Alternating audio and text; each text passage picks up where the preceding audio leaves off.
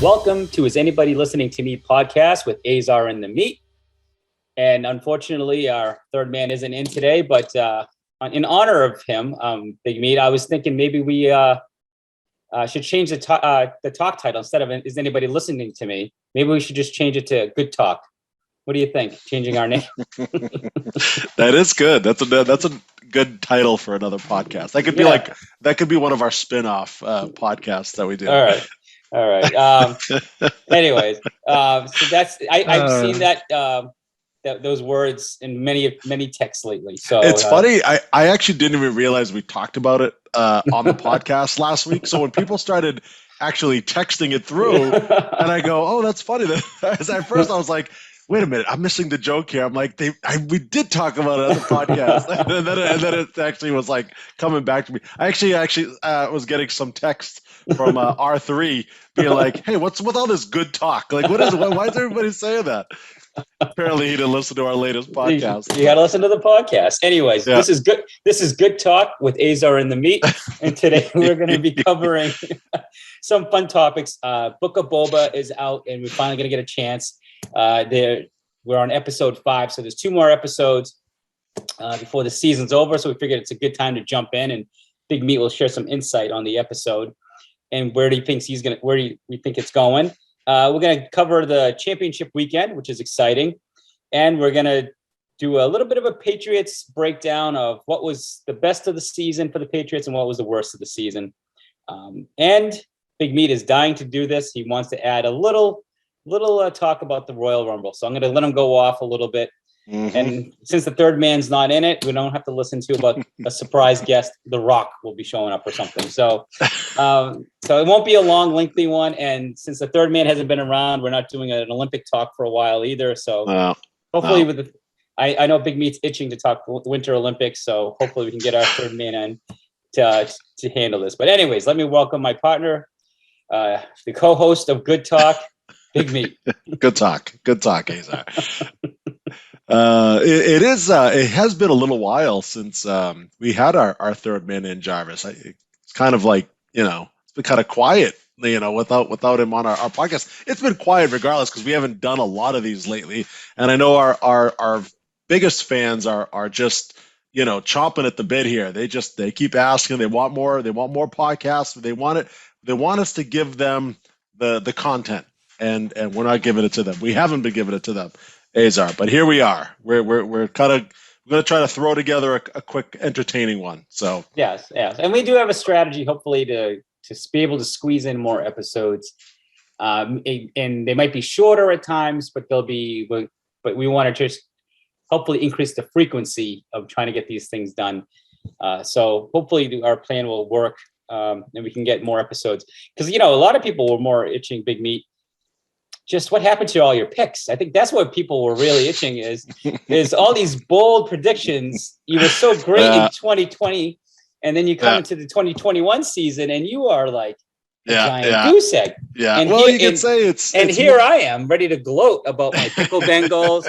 My boy Mahomes is in it. Well, you got your years. You got your years a little off. So 2021 was my year. Year. Then once 2022 hit, then it got kind of went down, but I didn't really give any of those picks much thought. Those were kind of like just off the cuff, like, why not this one? And I know I get teased for saying I make these bold picks, but I'm trying to be bold. And I know if Jarvis was on right now, he would defend me. But I do have some. I do have some reasons behind some of those picks not working out for me as well. So here we go. Here comes. If I needed to defend myself, I could defend myself. But no, here we go. Listen, I'm just gonna say, hey, I was actually rooting to go winless. I think that would have been equally as impressive to go 0-4 on my picks. Which one did you get right? Kansas City. Oh, okay. With 13 seconds left, he came back. I said, "Oh, geez, I'm going to go 0-4 here." That would have been crazy if all 4 underdogs won. You know what I mean? That would have been nuts. I don't know if that ever really would have happened. I mean, Kansas City was 13 seconds away from doing it. So, but any one of those games, I mean, it was like crazy things happened in all of those games, and it could have been I could have went 3-1 as opposed to 1-3. You know what I mean? It could have been 4-0. It could have been 0-4. Like those games were the craziest games that I think I've ever seen over a weekend full of playoff games. They were just wild. Last weekend was much better than the wild card weekend. Games were exciting, and the one thing that I was wrong on. I really thought that Tampa was going to get through, and it was because of my theory is like Tom Brady is much more stable and steady, and when he ended up facing Matt Stafford, and the Rams almost blew it. I'm like, see, this is what happens. Like Brady's always calm and steady, and he's going to win the game because he doesn't fall apart. And I couldn't believe how close the Rams were to blowing that game. Like it just blows me away how bad they were. And then like they just were handing it to Tampa Bay. Like they were like, please, Tom Brady, take this from us. And I was like, man, so lucky. Who's the biggest surprise team for you that's in it right now? In the Final Four here, like who's the biggest surprise to you? Only because of who they played. I would say the Rams, because I didn't think Tampa Bay was going to lose at that point. So the fact that the Rams beat the Buccaneers, like the Bengals were like, all right, whatever. And then San Francisco, like they've been playing pretty great lately. That was a little bit of a shocker too, to beat Green Bay, but I don't know. Some of those were big shockers, but I think the Rams were probably the biggest shocker for me. See, I would say, and it goes back to what I say, I always felt like the 49ers were a better coach team. Mm-hmm. I just thought Rodgers and Adams, the talent on Green Bay and the momentum and being in Green Bay, I would say the 49ers winning in Green Bay to me is just such a shock to me. I'd see the Rams are so loaded with talent, them upsetting you could feel it. You could feel like it wasn't Tampa's year sometimes. Like they weren't the same Tampa defense. No, the year before. They weren't. And they missed out on two of their better receivers too. I mean, you didn't know what they were going to be on offense. But I didn't in the playoffs. But what a disgrace! Like again, I was rooting for Rodgers because I had him in fantasy, and it was this year I was rooting for him because of his vaccine stand. Just because I knew if he won, it would just irritate the hell out of people. So I did. That's what you were rooting for. Yeah. Right. But for him to lose, I don't know. I have to think this tarnishes his legacy. Like, it's kind of bizarre how great he's been throughout his career in the regular season. Like number one seeds, like every seems like the Packers are always either number one or number two seed. Yeah. And they always get eliminated. It's crazy. And he had a big part to do with that loss. Like he had opportunities to get some first downs towards the end of that game. Yeah. I know it was kind of like a weird like special teams punt block, ran it in for a touchdown. Was that the game? It was against the 49ers and the Packers. The Packers were up like what, 10? Yeah, it was a low scoring game. So 10-3 or whatever. Yeah. And then it was like they scored a touchdown to tie it up with a punt block. With all those right. But that's what I mean. So like before that punt block, I think it was a 3-and-out for the Packers. They got the ball back after the punt block touchdown. The Packers got it back, another 3-and-out. It's like they couldn't get a couple first downs to kind of kill the clock. And the 49ers capitalized on it. But that's on Rodgers. That's Aaron Rodgers. I mean, I agree. That's like you're supposed to be one of the best, if not people say he's the best ever, just because of his talent wise, and maybe even an MVP this year. And that's what you do. Like you're on your home turf. Like the bye week in the first round. Like, what is going on? Like his career is just. I agree. I think this it just continues to tarnish his legacy. Yeah. I mean, unless there is some revival with the rumors that if he does end up in Denver and Devontae Adams, that would be the best thing. That's the best thing for him. I would say if I were him, I think you just got to move on from Green Bay. I mean, just the last couple of years, you could tell. Obviously, he's not happy there. But then he'd be like, then he is almost following the same arc of Peyton Manning. Super talented, right? Could only win one Super Bowl with the Colts. Yeah. Despite all the talent around him, like he had Marvin Harrison, Reggie Wayne, Edgerrin James, he had all this talent. Peyton Manning, like we always said, like he used to always choke it away in the playoffs. Like something always happened.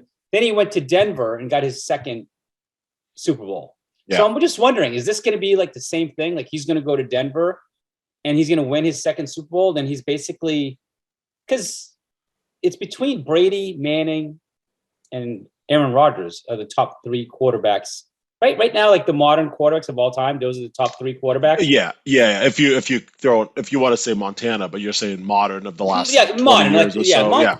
But I mean, like you think of like the modern NFL, and that's like a pass heavy. Like What Montana achieved in that era is amazing in itself because it wasn't a pass happy league like it is now. Like now, like the stats are so inflated because of the offenses.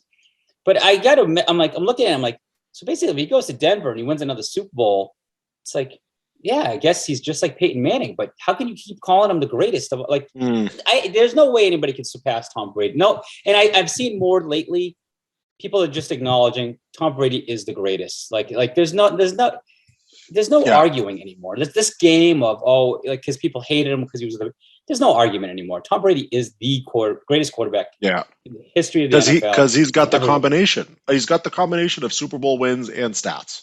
Yeah. People could say Dan Marino, look at all the stats, but he never won. But even if you take the stats away, what Brady does in high pressure situations and all the playoff games he's been, he doesn't choke it away as much as we've seen Rodgers choke it away or as Manning has choked it away. It is amazing to me to see how much, like when it's clutch, you could count on Brady marching down the field. Like you never doubt Brady with a minute left on the clock. You never do. Like you're like, he can still win this. Oh yeah. I don't feel that way about Rodgers, and I don't feel that way about Manning. They are not clutch. They are not the David Ortiz of quarterbacks, right? They're not that clutch player. So it's just sad that again, this game was kind of a disappointment. I was like, I can't believe the 49ers are in the NFC Championship with the Rams. Like it's kind of disappointing, I think. I mean, I kind of lost a lot of interest in the NFL like playoffs with the teams that are left. I mean, there's just I don't know. There's just the 49ers. How can you not root for Stafford? You can't root for Stafford. If he wins it, that's a big middle finger to Detroit. He languished in Detroit. And the gamble they took of bringing him in, that was a huge gamble. You have to admit that was a big move. Like they put a lot of investment into this season. If they can win, I know worth all the thing. Sure. I guess so. I guess the Rams would be the team that you would want to root for to win of the four teams that are remaining. I wouldn't say that. That's maybe your opinion. I know. Yeah. You're right. Yeah. Well, you're kind of stuck there because you got three teams that you're actually rooting for. I do. Obviously, one of them, we'll just throw it out there, the pickle Bengals. There's no doubt. Yeah. Your love for Mixon is on another level these days, and Jamar Chase, you could say, because you had him in fantasy, and Higgins, and the fact that you're just the pickle Bengals, the fact that you love Mahomes and you want him to surpass Tom Brady, and this is the only way we talked about this last year. He's the only current NFL quarterback right now that has even a remote chance at catching up to Brady's 7 Super Bowl rings. Because if he gets another one, that's 2. He's still young.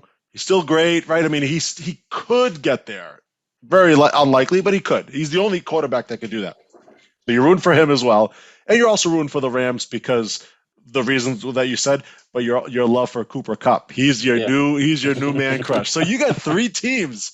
Now, who's the other team that's left? The 49ers. The 49ers, yeah. So, you don't, you're like, whatever. Yeah, I don't care about them. Yeah, you don't care about them. Even though Deebo Samuel's value in fantasy just skyrocketed off the charts for fantasy next season. Like, I don't know how you can't have a conversation and say he's not one of the top 3 receivers because he's such a multi-tool weapon in that offense. It is top 3. Yeah, top 3 might be. I mean, it's I mean, not better than Devontae Adams or no, I didn't. Cooper Kupp. And I'd still even put Tyreek Hill, right there as top 3. I think Deebo Samuel was definitely top 5. I think he's right there. But he does it all, right? He runs, he catches, he does everything. He's the Christian McCaffrey of wide receivers. Like he is such an integral part of the. I don't Devontae, but see the thing with the value of Adams changes is where does he go? If he's not with Rodgers, let's just say he goes and I don't know, just pick like maybe Garoppolo's throwing to him. He goes to the 49ers or he goes to Tannehill's throwing to him. Like, do you still value Devontae Adams as the number one receiver without Aaron Rodgers on this side? That's where the value system might change a little to me. Yeah. But because Deebo is so multidimensional, it's like, now again, I don't know if I'd draft him in the top 3. That still kind of doesn't seem right to say, oh, I'm taking Deebo Samuels that high. But anyways, that's fantasy talk. We're going down the road. Let's just save that for another thing. But it's just too tempting to talk. Yeah. So the good thing about this weekend is no matter what happens in the AFC, I'm smiling because if the Bengals lose, it's okay. I still have Mahomes. If the Bengals win, it's okay. It sucks for Mahomes, but I'm still excited to see. Let's start the Joe Burrow era. So that's fine with me. It's exciting. The NFC, I definitely want to see the Rams win.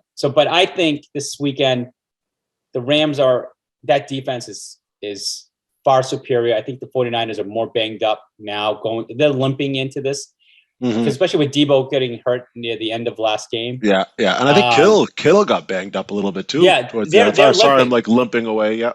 Yeah. Their running game, their defense. Who's the Trent Williams? He's their big the free agent signing in the offseason, the offensive line. He got hurt and he was limping away too. Yeah. So I thought Bosa got hurt in the wild cards game, but he ended up playing on last weekend, which I was surprised because I thought he ended up getting hurt. But he had a fine game. But I still think overall the team has got some things in them, and I think the Rams' momentum right now. So I think it's going to be the Rams.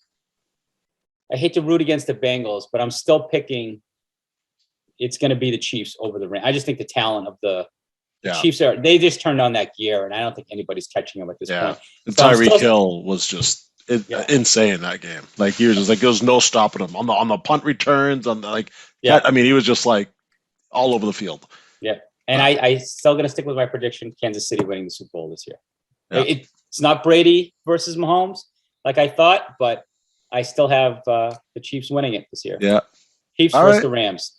That's I kind of think I think the Chiefs and I think the Rams as well. I can't. Yeah, the only thing is I'm not a big fan of Sanford. I'm not a big fan of Jimmy Garoppolo. I mean, he didn't play well in that game. Like I said, it was a punt block, for a touchdown, and then he was able to march down and I do like their running back, Elijah Mitchell. I think he's a stud. I think he's a guy that's going to be drafted high. Again, not to go back to fantasy, but I think he's a guy that's going to be kind of one of those next level running backs that come in because I love how he runs. He's but you know what? Isn't it? Now I got to ask, just a little tangent off fantasy tangent. Doesn't it always feel like when the 49ers are in this time of year, someone emerges, like a dark horse emerges, and you're like, holy shit, he's a stud. But they don't stay healthy. Like Mostert was supposed to be the guy, right? But can't stay healthy. So Elijah Mitchell, he wasn't healthy all season either. He was on and off all season. So he's playing great right now. But do you make that same investment and draft him high? I don't know. I think it's like the point with the coaching that they have. I just think they can plug anybody in there, and they have a good running back. For some reason, it just seems to be that kind of offense. Right. And I've seen that. There's been a few running backs over the years. I'm just basing it more on the eyeball test because even those other running backs, like I don't know, I didn't see like anything. I wasn't wowed by them. They just happened to get like run through big holes, and I see Elijah Mitchell and the way he runs, and I'm like, wow, that guy looks good. Like the way he runs, he's fast, he's strong, he's shifty. If they go into next year, who knows what ends up happening? If they just announce like, hey, he's going to be our bell cow, or the guy that that's going to get most of the carries, he'll go high. He'll be drafted high. I think people will be, especially to see what he does this weekend's game if they win, and then they play in the Super Bowl, and then he has another good game. Yeah. His name's going to be off the charts. But I was leading that up to say about the Rams because I like the Rams because Cooper Kupp, you had him on your fantasy team, and that guy, like, no matter what team they play against, whoever's covering him, whatever's going on, whatever the game situation is, that guy is consistent as they come. Every game, 100 yards and a touchdown. Every Yeah. game, like minimum. It's like there's no stopping him. It's like right today, like right now, going into that game, just assume that he's going to have at least 100 yards and a touchdown. Like because it's been going that way every single game this season. So Cup is unbelievable. He is the real deal. Yeah, I agree. That's why it makes it so hard when you have Devontae Adams and you have Cooper Kupp and you still didn't win this stupid thing. It's just like the year I had Christian McCaffrey, had a record-breaking year, and I still couldn't win. Like I just, it's just cool. Shit happens. I've been there. Been there many times. Yeah. No, I'm actually starting to feel like you because I've had so many seasons where I felt like I had a dominant season, and it fizzled away. All it takes is one bad week, or you could have a good week, and the team you go against has this phenomenal great week, and that's just the luck of it. Yeah, that's the luck of it sometimes. I know, it's crazy. All right, so let's so who you pick? Let's wrap this up because I know you're on a tighter schedule tonight. Who's your pick for the Super Bowl? Well, I think I agree with you. I think what you have them down. I think Chiefs and Rams. I hate to agree with you. I want to be able to pick somebody else. Yeah, burn. But that's who I'm going with, and I gave you the reasons. I'm not a big Jimmy G fan, and I just think with the Rams, there's no stopping Cooper Kupp. And then on the other side, the Chiefs. I just think they have a lot more talent. Mahomes is there. Not a lot more talent. I mean, the Bengals are certainly talented, but if I was going to pick Mahomes versus Burrow, I'm going to go with the steadier guy, the guy that's been there before, and go with Mahomes. I think that's the edge, is just the experience. They've been there. The Bengals haven't been in the playoffs a lot. I think Burrow is going to be a little too ramped up going into this thing. But again, if they can upset the Chiefs, I'm sorry, they can upset the Chiefs. This might be the new era of the pickle Bengals, and it's going to bring me so much joy. So I want to wear my Joe Mixon jersey out. I want to wear ready. And I don't know why, because I've never really researched anything, but my Facebook feed keeps showing me from this. Is it called Fantastic Fanatics, like a website, and it's all Bengals uniform. Like every time, like I'm going, I'm like, why do I get so much Bengals? It's almost like it's listening to me, my love talk about the Bengals. It's creepy. Yeah, you must have clicked on something. You clicked on something that was like a Joe Mixon, like fathead or whatever. Yeah. But whatever it is, it's like they know now that you're a Bengals fan. Yeah, that's all you're gonna see. Yeah, Mark Zuckerberg knows I'm a pickle Bengal fan now. It's crazy. It's absolutely crazy. It is funny how Joe Mixon has been like kind of he's been ridiculed by us for a few seasons now, and now look at him. He had a great year. You had him. You've completely switched sides now. Now you love Joe Mixon. It's funny how that happens when you have him on your team and he does well. It's funny because we joke about it, but every fantasy magazine that talks about how great of a running back, like he's a really talented running back. But it never pans out. Like every fantasy season, it's the same. All this hype, and he just fizzles.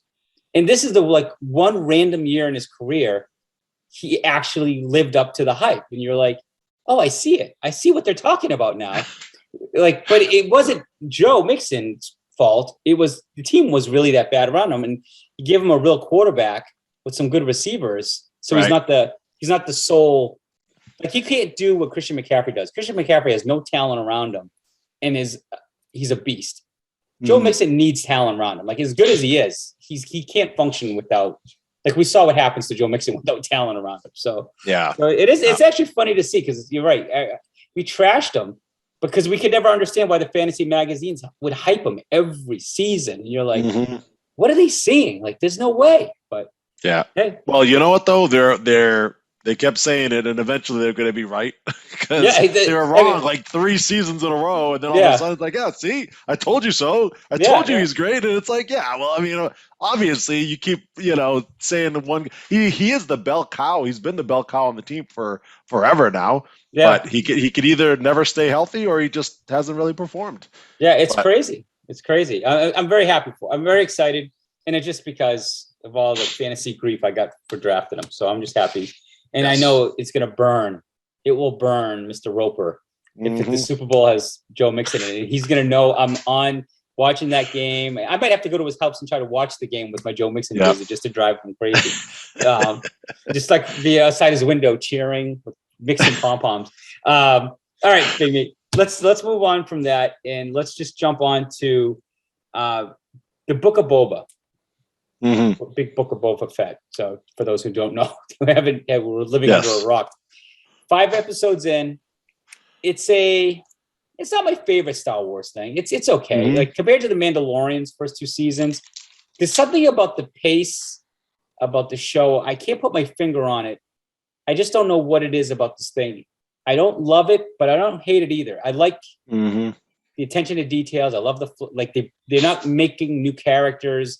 They're taking characters from other movies. They might be different people, but you're seeing like the Hutts. You're seeing like Wookiees. They're not just like starting from scratch. They're bringing things that are familiar to you from the Star Wars franchise. What is it about the show that I can't put my finger on? There's something off about it. Like it's not as catchy as the Mandalorian, and it can't be because of a Baby Yoda. It can't be because of Baby Yoda. No, I think this show, because I completely agree. There is something off about it, and I want to say it's the flow of it. It's clunky. It's just like they go from one scene to the next, and it doesn't seem to make a lot of sense as to what's going on. And then they introduce this character like the Wookiee, and then it's like he breaks in, and then they fight him, and then they capture him, and then they let him go. And then he appears again. It's like there's no flow to it. Where I think the Mandalorian, he had a mission, right? Like he had a mission to try to deliver Baby Yoda back to where he's supposed to go. And there was kind of like that mission that he had, and it flowed from going from one place to the next and finding out clues and talking to people and going here and going there. Whereas this one, what is the end game to this? What is going on? Like. I like the flashback scenes better than the present day scenes. Yeah. At least the flashback, you could see, okay, now I understand what happened with him from the Sarlacc pit to, how he was, captured by the sand people there. And then like that little kind of backstory to him. But the present day stuff to me isn't making any sense. I don't know. That's what I think might be wrong with it. It's just because the pace of it isn't as strong. I don't think. Yeah, you're right.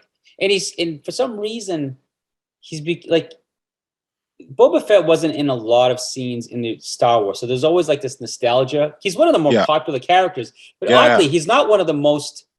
Like he's not in a lot of the movies. If you think about it, if you add up all the time, it's not like he's a big character in the movie itself. Yeah. But he always thought of him as like this, like cutthroat assassin, like bounty hunter, but he seems so soft in the present time. But when you flash back, you see the ruthless side of him. But then now he's like got this, like when you let the Wookiee go, and you're like, dude tried to kill you. Why'd you let him go? Like, That's the part that just doesn't. A lot of it doesn't make a lot of sense to me. But like a lot of people are like spitting in his face, and you're like, why don't you just shoot him? You're right there. Aren't you supposed to be in charge? Shoot him. Or have the Asian girl shoot him. Like what? Yeah. Why is like the mayor like threatening to kill you? Like I don't get a lot of like there's assassination attempts. There's all these weird scenes, and you're like, it does touch like on the backstory part of it. It does touch on a little bit like with the Sand People and his relationship with them, and then what ended up happening to them. Where I think he's starting to realize now, like he's done fighting, he's done seeing a lot of death, he's done like. He wants to still rule, but he wants to do it in a peaceful way. But that doesn't explain the fact that when he came back to Jabba's palace and he just like shot the guy, like it was just like, wait a minute, all that whole backstory happened before that, and he still was ruthless enough to just go in there and just kill him. It's clunky. Like I said, it's clunky the way the story is going. Yeah, it's.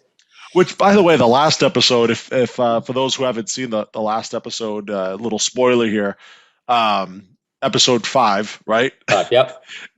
It's not even a Boba Fett episode. It was just like kind of the weirdest thing. I liked it. I liked the episode, but it wasn't a Boba Fett episode. Boba Fett wasn't even in it.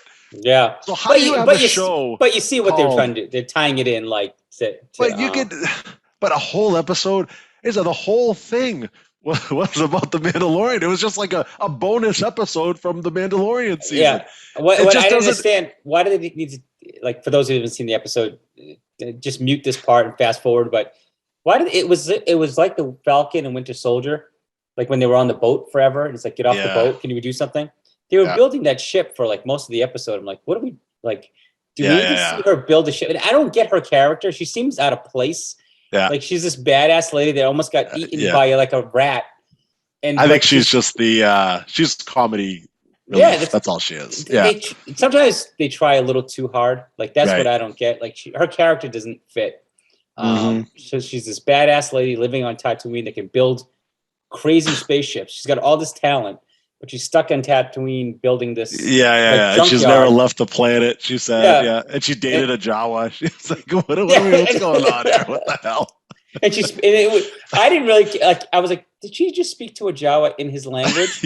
And then like there was another scene she does, and I'm like, oh my god, she was. Then she said she dated one, and I'm like, how do you date a Jawa? It's odd, very odd. John Favreau was trying a little too hard there.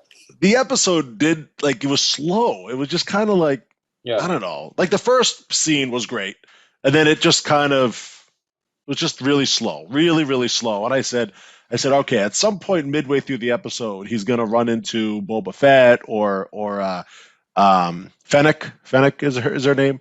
And it was just like it never happened until like the very, very last scene. And it's just for me, I was just like, wow, that was kind of a strange episode to put in a season where it's supposed to be dedicated to Boba Fett, and you throw in the Mandalorian and make a whole episode about him. It just doesn't. Doesn't that confuse you? Isn't that kind of strange? Yeah, I don't. Not that. Like it wasn't. There's nothing wrong with the episode. It's just it's supposed to be a season of Boba Fett. Like it's almost like they created Mandalorian and realized, hey, we forgot some stuff. Let's just squeeze it into the Boba Fett because we don't want to add an episode to our thing. So why don't we just put it in here? So that way when they come and watch it, it's already laid out. So they'll be like, oh, that's where his spear went. Okay. Because you can't start the Mandalorian. Like people are gonna be like, wait a minute, why is he doing this? Why is he doing that? It's odd. It is. I'm curious to see how it finishes. I don't want to judge it because I love Star Wars. I love that it's Boba Fett. I just hope it gets more badass. I don't want to see a kinder, gentler Boba Fett. Like, what the hell are we doing? Like, no one wants to see. Like, I wanted like the scene where he flashbacks and he shoots those bikers. With his spaceship. That was badass. Yeah. That's ruthless. Yeah, there are some scenes. It's not like I agree with you. I don't hate it. I don't love it either. I think there's parts to it that I am enjoying. Yeah. But to give you to give you another like an example like of what happened with this last episode, imagine with watching Hawkeye, right? You're watching Hawkeye the season, right? It's episode 1, episode 2, episode 3. You get to like episode 5, and the whole episode is about Falcon and the Winter Soldier, and that's it. And it's just them back on the boat, and it's like, what is happening here? Like, why am I watching Falcon and the Winter Soldier again? Yeah. You know what? That is true. That is true. I don't know. It is just bizarre. But hey, they got a vision. I'm just happy there's content, so I'll take it. I'll watch anything at this point. And is Mandalorian dropping after Boba Fett? I don't think immediately after. I haven't seen a trailer to it or anything. So I want to say it was delayed. It was supposed to be right after it, but I think it was delayed because of COVID and whatever. But I think it'll still be later on this year. I think it is a 2022 plan. I don't know exactly when, but what a shame, because it would have been nice to see it roll in, like as a continuation. But all right. Well, we're gonna do a Marvel episode for our next episode, just to preview everybody. We're gonna do a Marvel episode next time. So let's just move on. Unless there's any closing thoughts you have about Boba Fett at this point, Big Meat. No. Two more episodes left. Yeah. Maybe they end it with a bang, and our whole our whole thoughts on it will change. Yeah, if there's after any these way, last two. if they can end it any way like they did with the last Mandalorian episode, the way that ended, if the Yeah. Boba Fett can end that way, I'm all in. I don't care. Like if you want to keep building the groundwork for future episodes, that's fine. Yeah, I do actually. I just remember one thing. I do like the and you see this with the Mandalorian as well. There's all these like little callbacks to the original Star Wars trilogy. Like remember in Return of the Jedi when Luke was at the Jabba the Hutt palace, right? And he was like battling the big monster that was like underneath him, right? And he crushed him, right? The thing came down and crushed him and killed him. And then you get that like fat guy coming in and he was like sobbing and he's looking at him, he's like crying, and it's like, why did this guy like this guy was his pet or something? Like it didn't really make a lot of sense. But when you watch Boba Fett, they explain how like they imprint on the first person he sees. You know what I mean? Yeah, like Boba Fett was. So there's like kind of like that connection that they have. And so you kind of think back like, oh, like maybe that's what happened with that guy back in Return of the Jedi. I don't know. I like those little like connections that they have there that give a little bit more explanation of it. I agree. And that kind of goes back to what I originally was saying. I like that they keep some of the original creatures, characters, things that we recognize from the franchise and just bring it in. And like, even though they're not the same things, like Baby Yoda, that was the thing about like, oh, it's Baby Yoda. It's one of those creatures. It's something familiar. I felt like with the new Star Wars trilogy, like everything was new. Everything was so new and different. Like it didn't feel like what we know and love. And I love the fact, like when they had the Hutt twins, I know it's not Jabba the Hutt, but just seeing those characters, because there was more than one of them out there. Because you saw in the prequels there was more than one Hutt. So just seeing that, just seeing another Wookiee, and like I said, seeing the same bands, like when they go to the bars, the same characters, I like creatures. That. It just makes it familiar. Like, yep, this is what I'm looking. Now, when it doesn't look familiar is when you have like, those 5 like Power Ranger looking guys come out with the scooters or whatever, and they're all multicolored, and it's like, wait a minute, this isn't Star Wars. So I think Jon Favreau has said it before in a recent interview. He said, look, I know that there's the hardcore Star Wars fans out there that they want to go back to the original. They want to still see that same tone. Like those are the ones that made Star Wars as famous as it is. So he wants to please that audience, but he also wants to create something new for like new generations. And so he's trying to balance the two. And you can kind of see that in some of these episodes. You're like, oh yeah, it's doing some fan service here, but at the same time, it's something a little bit new as well. Yeah. So that's just his mindset with it. The last point on those bikers, the Power Rangers, it's the color scheme didn't fit. It didn't. The environment. That's what was wrong with it. Like, I don't care if they were on bikes, they were like, but it was too flashy. Like, this doesn't fit the tone. Yeah, everything is like this beige, neutral, beaten down. These guys are driving flashy, and they have no job. So it was like Easter egg colors. Yeah, it was weird choice of color scheming. It's like, why are you making them look flashy like that? Like this rainbow color, like nonsense. But anyways, maybe there's a deeper reason for it. All right, Big Meat. Moving on from Boba, I want to touch with the last 10 minutes that we have that we want to do the podcast. I wish our third man was here for this because I'm sure he's got a lot of insight. But now that the Patriots season's over and you had time to kind of digest it, what did you consider was the best of what you saw from 2021? And what was the worst? Like, what are some of the highlights to you? Like, best and worst for the Patriots. For the Patriots, this past season. Yeah, this is our Patriots segment. Yeah. So I think the best. I think just the development of Mac Jones. That's got to be there. I think he had a good rookie season. He wasn't great, but it was good. You could see the potential there that he could be really good for the Patriots for years to come. He could end up being a great quarterback, right? I mean, you see all the other quarterbacks that got drafted this year, they all kind of faltered. I mean, none of them were really good. He stood out. He stood out as kind of the best one of the bunch. So he's definitely got to be in there as one of the best. Yeah, I mean, some of the other things, like some of their free agent pickups, I kind of liked. I liked how Hunter Henry finished the season. as opposed to Jonnu Smith. He was a complete disaster this year. Hunter Henry was solid. I think Kendrick Bourne got better and better every game. He was a guy that they picked up, and everyone's like, Kendrick Bourne, like, what is he going to do? And I thought he was actually one of the brighter spots on that receiving core. He could end up. I wouldn't doubt if he next year came out and had 80 catches, 1,000 yards. Right? He's like that next like great slot receiver that the Patriots always seem to have. So I like. But he wasn't playing slot. Was he playing slot all season? I don't know if he was playing slot all season, but he was. So you think they're going to move him to slot? Yeah, I mean, I don't think they really had a slot receiver really like on the team. I think he was kind of the guy that was kind of running over the middle, catching those passes. I think he had. I don't have the numbers in front of me. I think he had like 60 or so catches for like 800 yards. So was it Myers? Nothing great, but was Myers on the outside, or because I felt like Jacoby Myers, right? Yeah, he was, yeah. I think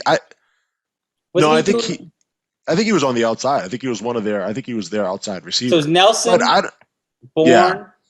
Yeah. So I always thought Myers. And Jacoby Myers. Yeah, I always thought Myers was doing because it felt like he was doing. I always thought it was Myers and Aguilar on the outside, and then Bourne as the slot receiver. That's kind of how I always looked at it. But I think they moved a lot of those guys around. Aguilar didn't really do much. He was kind of a bust for the free agent signing. But yeah, I would say him and Jonnu were probably for the money they're getting paid were huge disappointments. Nelson Aguilar didn't.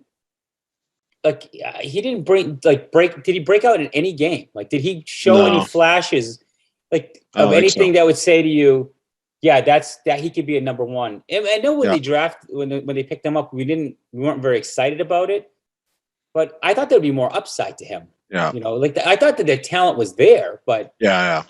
But Aguilar's been in the league for a little while now, and I mean, I'm not going to expect much from him. I do think Jonnu Smith still could bounce back next year and be effective. I think he was a guy that Belichick talked up before in the past in his route running, and I also read something that he had the worst ratio of plays that he was in compared to running routes or pass routes.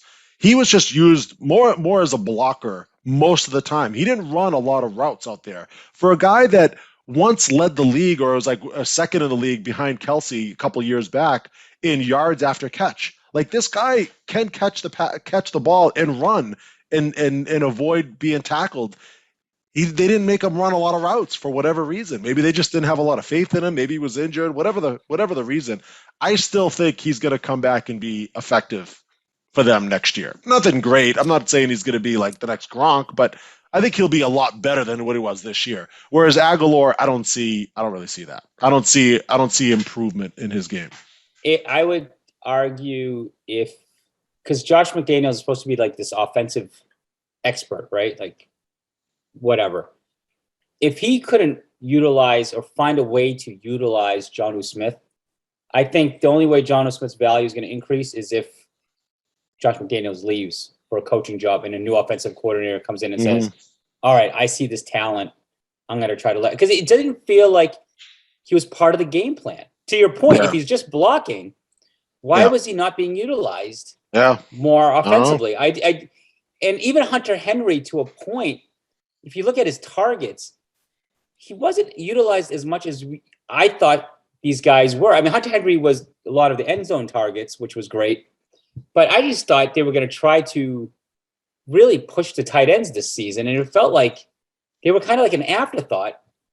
It just made no sense. And it felt like, well, we're just going to do the running game. And that's it. Like, we're going to push the running game. Then why invest all that money in offensive pass catchers? Like, it didn't make any sense to me what the strategy was. And why didn't Josh McDaniels take those weapons and make them better? Like, isn't that what his job is as the offensive coordinator? Sure. Yeah, I mean, you don't know what's going on with Jonnu Smith. I mean, like I said, it could be an injury. He could just be struggling with the playbook.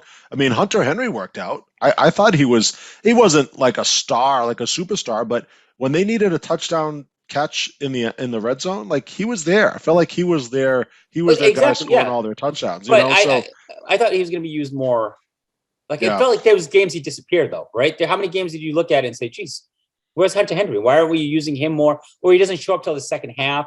There's some weird games where it felt like it's almost like the Boba Fett. Patriots season was like very clunky. There was sometimes it just things didn't make sense. The flow of the games weren't smooth. It was very up and down.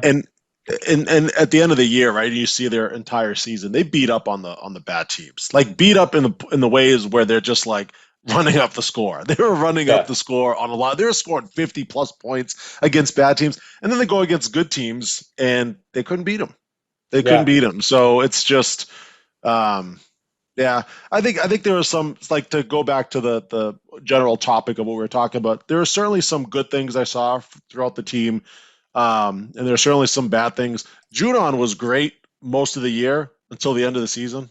He disappeared. He kind of like disappeared there. Like his name, he was in almost every like big defensive play. It's like, oh, who was that got the quarter? Oh, it's Judon again. Like with the red sleeves. You had to with the red sleeves. Yeah. Every time, just look at the red sleeves, and it's like it's always him.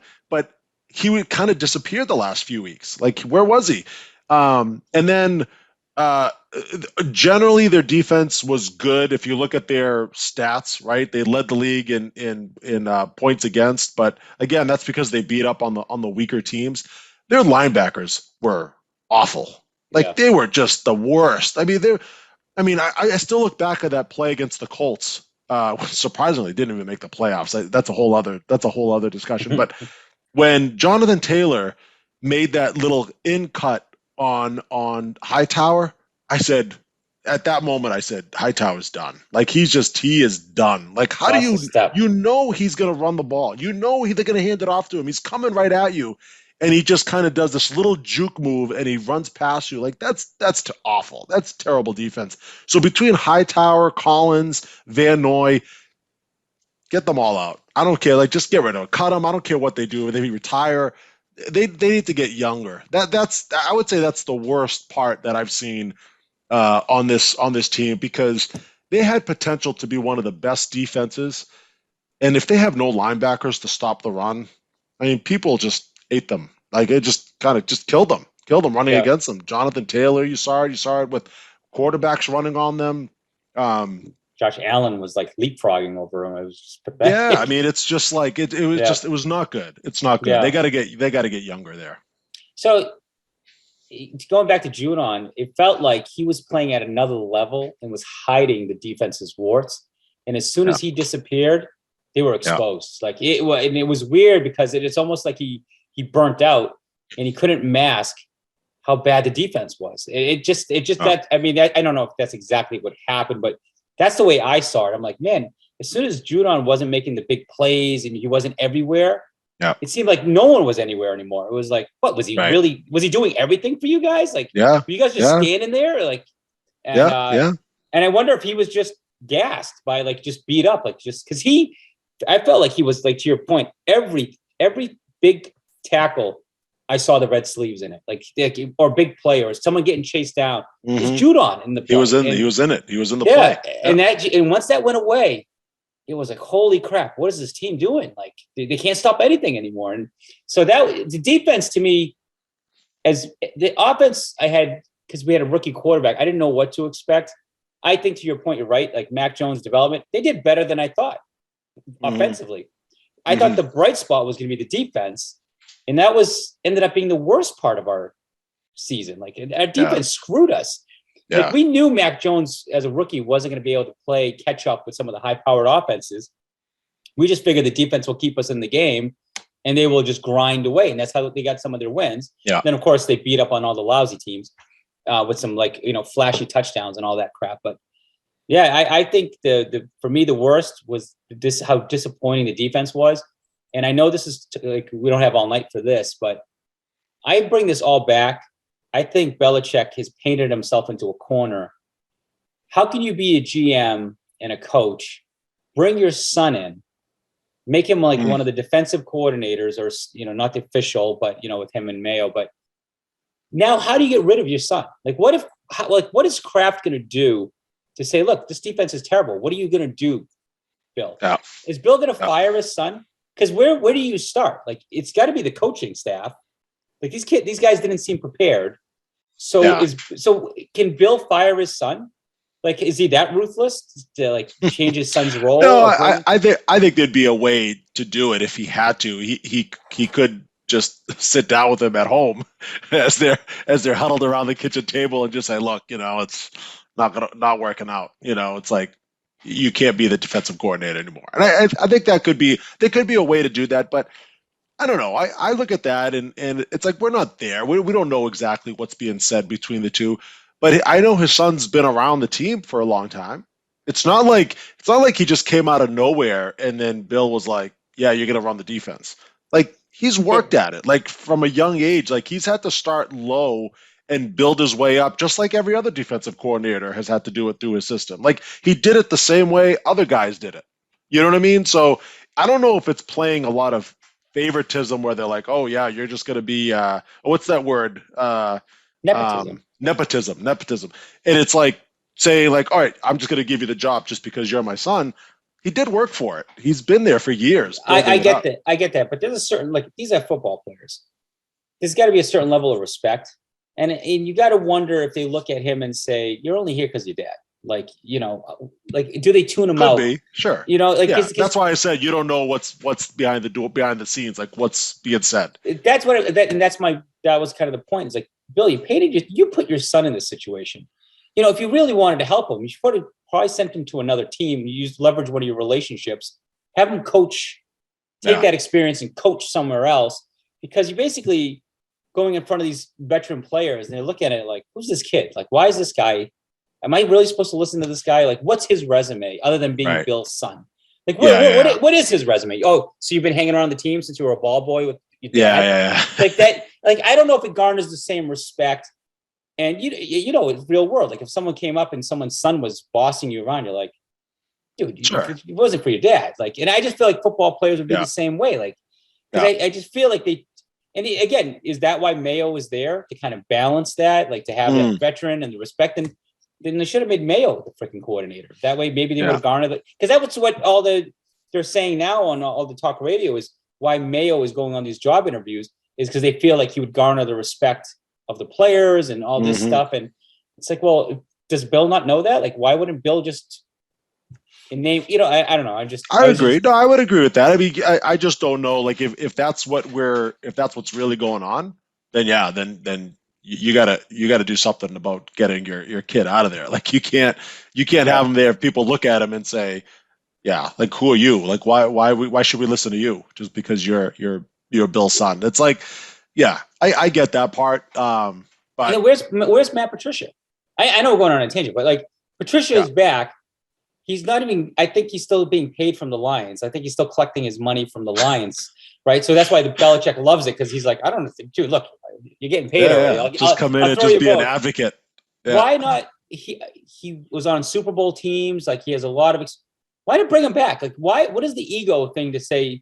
Look, you made it happen before. Come back. Like the guys respect you. You have that legacy. You were used to be a head coach. Why not just make him the defensive coordinator? That's like I don't understand. Like why? Like Flores lost his job. And if he doesn't get a job, why wouldn't you go get Flores back and say, look, you're a great coach. Come back. Like we need you. Yeah. Like, would you not go get it, or is it I'm gonna keep my son? Seriously? Like what are we doing? Yeah. That's true.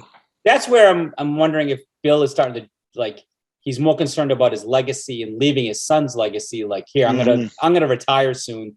I want to make sure you're taken care of. I wonder if we're at that stage. And I think that puts Kraft in a shitty situation because he's going to be like, do you keep Bill now?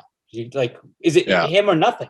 Does Bill say, no, I'm not firing my son. You got to get rid of me too if I got to fire my son. So I feel like Kraft is painted in a corner now too. Well, I said this last year, after the bad year that they had 2 years ago, right? And I said, you know what, give them another chance, see where the team is going. They are they are heading in the right direction. I mean, they did come back in the playoffs. They were at 10-7. You got to assume Mac Jones is going to be better. You got to assume that like the old guys are just going to leave. Like even McCourty, like he's done. Like get the old guys out of there. Come back with some younger players.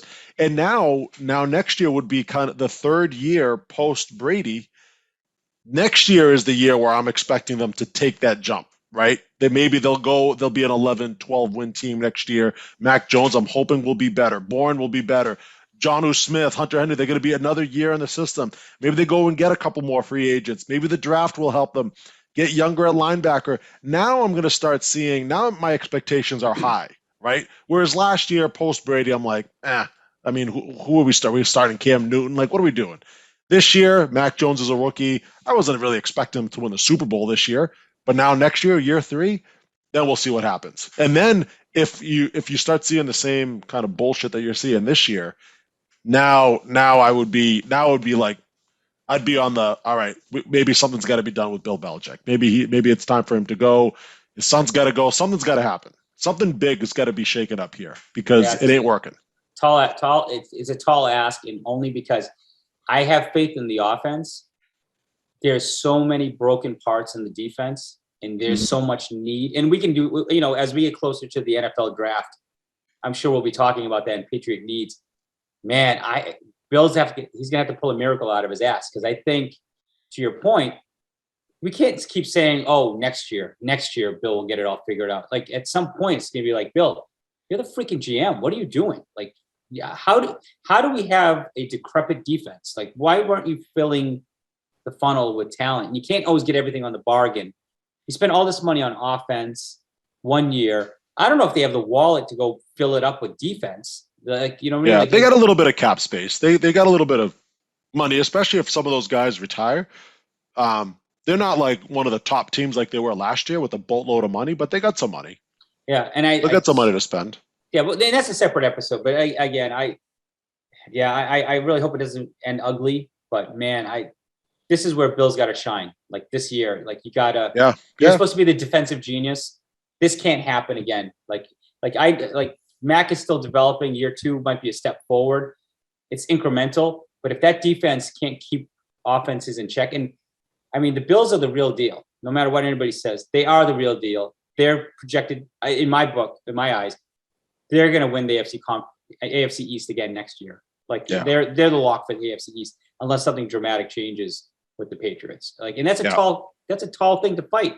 Can you stop Josh Allen and Diggs, and now this guy Davis and now you just gotta hope that they get the wild card, and it's like, now you're competing with a whole bunch of other teams that could have great records, and now you're competing against them. So it'll be tough.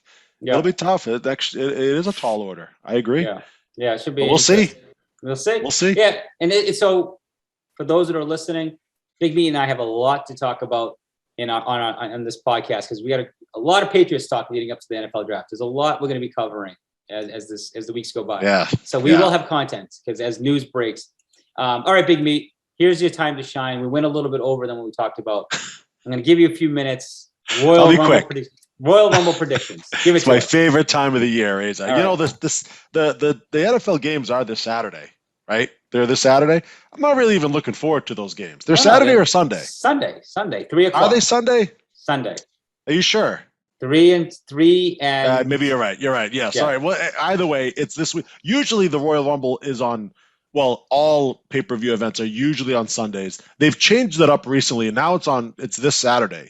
Maybe they did move it a day early to avoid. I think it's because of the football. Yeah. The NFL, but they've always had it. I feel like they've always had it around this time. But anyway, it's Saturday, and I'm always used to watching on Sunday. Either way, this weekend, I'm not even looking forward to those games. I'm looking forward to the Royal Rumble, because it's my favorite WWE event. I get skipped all the other ones, including WrestleMania. I know it's like this big extravaganza, like big, huge event. Now they're promoting it as a 2-day event, like they've done the last couple of years. At the end of the day, those are just matches after matches after matches. The Royal Rumble is just a unique event that always brings back old wrestlers, like come like surprises, right? You wonder who the next wrestler is going to come in, and then here comes somebody that comes in, and it's usually, usually, for the most part, whoever, when they win it, that's the guy that they're going to push for to be like the next superstar for the year, the guy that's gonna wrestle in the main event at WrestleMania. That's just kind of how they do it. And so there was a little bit last year we were talking about it with Jarvis, and we're saying, okay, is The Rock Is The Rock going to come back? Is this his time to come back? And I didn't think so. I thought last year was too early. I said, no, too early for him to come back to face his cousin Roman Reigns next year. And we're here at next year. So they've been keeping it under wraps. Sometimes you kind of hear like the rumblings, the whispers of it. I think this is the year where The Rock comes back, enters into the Royal Rumble. He's going to appear, and he's going to be the one wrestling Roman Reigns at WrestleMania for the main event. I think this is it. And I know our bigger WWE fan that out there that listens to us, he would agree with me as well, because we had this conversation a couple of weeks ago. That's right. And I'm sure this would, yes, and this would make Jarvis happy for sure. It would. It would make our third man very happy. And I'm just wondering, does The Rock come rolling in with his Jungle Cruise outfit, with a Jungle Cruise hat and his like thing? And, I thought you were gonna say, does he come in with a cane because he's like getting up there in age? It's like, yeah, no. He's still in great shape. I'm not gonna knock him. I mean, hey, he is. Of course he is. But he's making more money nowadays making movies, right? You could say he's like the top superstar actor for action movies and for blockbuster movies. He's getting paid a lot of money. Does he really want to come back to WWE and risk getting injured? There's got to be something there, because he hasn't really wrestled in years. Really wrestled. He's appeared and he's done like these simple little moves that's like, zero chance of getting injured. Is he really going to go in there and risk being in a Royal Rumble, like wrestling with like all these other people? I don't know, but if it does happen, it'd be huge. It'd be interesting, because to your point, and again, I don't follow enough wrestling, but you got to imagine that The Rock is probably involved in some other movie production as we speak, right? Because he rolls out a movie almost like every year, right? Yeah. So how would the movie studio feel if you signed him and he's like, hey, I'm ducking out to do a Royal Rumble, pause production, and if he gets hurt, like there's got to be like a clause, like, exactly. Hey, we just gave you $10 million. Are you going to go and potentially break your leg, Well, I got to give this credit to Wardos, and we'll say, because he's a big WWE fan, and he told me something I didn't even hear, that there's been some talk between The Rock and Vince McMahon that The Rock could actually buy WWE. Now, if that ends up happening, then I can understand it, because then The Rock could just say, hey, I'm done with movies. I own WWE. I'm making more money owning that than anything I could do in movies. So then he could come back and be kind of that guy that's like, the face of WWE again, if that is true. So if that rumor is true, then that would be something. That would be something. I'd be disappointed. I actually gotten to the point where I do enjoy, because remember we talked the other day, we were trying to think of like, all right, when Arnold Schwarzenegger makes a movie or Sylvester Stallone, you're in, right? You're like, no matter what it is, you're watching their movies. Like Rock has gotten to the point, they're not the best movies, but not all of Arnold Schwarzenegger's were the best movies either. Like I watched The Rock. Like who's going to fill in that void? Like that would kind of suck to lose him as he's, I mean, what is he? He's in his 50s now, isn't he? 55? I watched The Expendables. I don't think it matters how old you are. Like if you could be Arnold Schwarzenegger, Dolph Lundgren, Bruce, sure, and you can make Expendables, three of them. Know. Like, I mean, I don't know. He could still make movies, I guess. I don't know. Wait, if this rumor is true, I mean, he could do that and make some movies here and there. I don't know, but I don't think he would wrestle. He could buy WWE, but I don't think he would wrestle. I think he would still keep his career because he's got such a high profile face. Like he's everywhere. But like the whole backstory with Roman Reigns, like being his cousin, he's now holds the record for most consecutive days as a champion, like 510 days straight now, something like that. And his whole gimmick is that he's the tribal chief in the family, right? He's the head of the table. He's the guy that pays for everybody and takes care of his family and because there's like a whole Samoan family of wrestlers that he's the guy. He is the man. And so it's building up over the year that it's like, no, The Rock, he's the man. Like, he's going to be coming in and he's going to say, no, I'm the tribal chief. This is why it's building up to be a great Royal Rumble at WrestleMania. If that's the case. Now to the audience, you do understand this. Big Meat is a grown man. Yes. And he is telling you that this is I'm just saying, this is his blood. gimmick. I'm telling you, this is his gimmick. That's why it's building. It's a good storyline. It will make sense. That's why it's building out of up. Wardo's mouth, it makes sense. I get it. I look at him. I've seen him. I've drank with Wardo. I get that logic coming out of your mouth with a straight face. Like, do you understand? Here's the situation. He is. I want to give you the backstory because I don't know if you understand how big that would be if he comes back. Yeah, it's a big tribal feud. He is. He's got like the Usos. He's got who else does he have? It's like you could go back to one of your favorites. So this is like Hobbs and Shaw, right? Like his Samoan family was in that. Was that his actually family? Roman Reigns was in it. Yes, exactly. Okay. That was him. Okay. Well, you know what? I don't want Rock to feel like he is not the tribal chief. So is it Moana? Is that the movie? It seems like we got a Moana theme here going. Yeah. All right, Big Meat. If he comes in with a big hook, like Moana, and is such. They do a tribal dance, and I want to watch it. If you got to watch it. I'll see. I'm telling you, it's this is it. This is when The Rock finally comes back, and it'll make me happy. It'll make Wardo's happy. It'll make drivers happy. Yeah. Maybe you not so much, but at least we'll be happy. I want to watch professional football players, man. I'm rooting for Pickle Bengals and Mahomes, and here I got this guy talking about a Samoan tribal, and I'm grateful right now that the third man isn't on this call because God knows he will pull up the history of Samoan tribal feuds, and he will tell me that it dates back to World War II. It will go back historically. Like we would go for hours. You know what it would be? It would be like that time when you like dropped off the podcast and me and Jarvis just went on for another hour. And people were like listening, like, what is happening? Yeah, I still have not finished that podcast. I still have not finished it. Like that one was never finished. I was like, I don't even want to know. I don't even want to know. All right. Well, that was a good talk, Big V. Good talk. I'm very happy. Good talk. You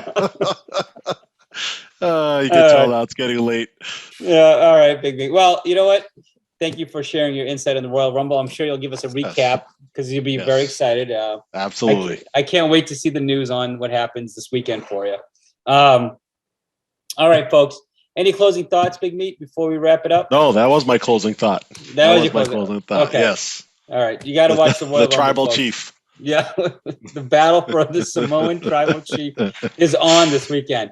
All right. And like I mentioned earlier, we're going to try to focus. I'm sure a lot of people are interested in our thoughts on some of the more recent Marvel movies. So that's hopefully our goal is to get that in the next podcast. So stay tuned for that. And hopefully you enjoyed this one. And I'm going to wrap it up there, Big Meat. And just for everybody to keep following us on Apple, SoundCloud, YouTube, put your likes in, put your comments. If you want something talked about, add it. We'll look into it. If you think there's a drink that we should look into, or a beer or a whiskey, we'll look into it. We'll go and buy it and try it and give our feedback on it. If you want to be interactive with the podcast, use the comment section. We'll look at it and see if we can, do some requests. But other than that, Big Meat, have a good night. See ya.